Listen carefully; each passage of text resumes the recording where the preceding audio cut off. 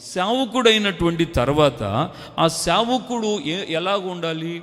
ఆ సేవకుల్లో అపోస్తులత్వం కనబడాలి, ఆ సేవకుల్లో ప్రవక్త తత్వం కనబడాలి, ఆ సేవకుల్లో సువార్తికుడు తత్వం కనబడాలి, ఆ సేవకుల్లో కాపురి తత్వం కనబడాలి.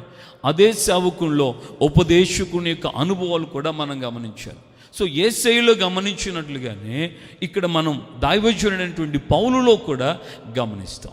దైవజనుడు పౌలు పత్రికలు రాస్తున్నప్పుడు వేళలో ఆయన ఏం స్టార్ట్ చేశాడు?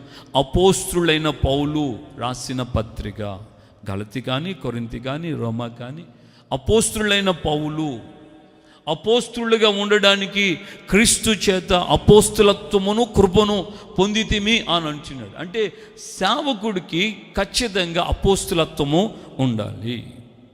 అదే దైవజనుడి పౌలు గురించి మనం చూస్తే ప్రవక్తగా పిలువబడినటువంటి వ్యక్తిగా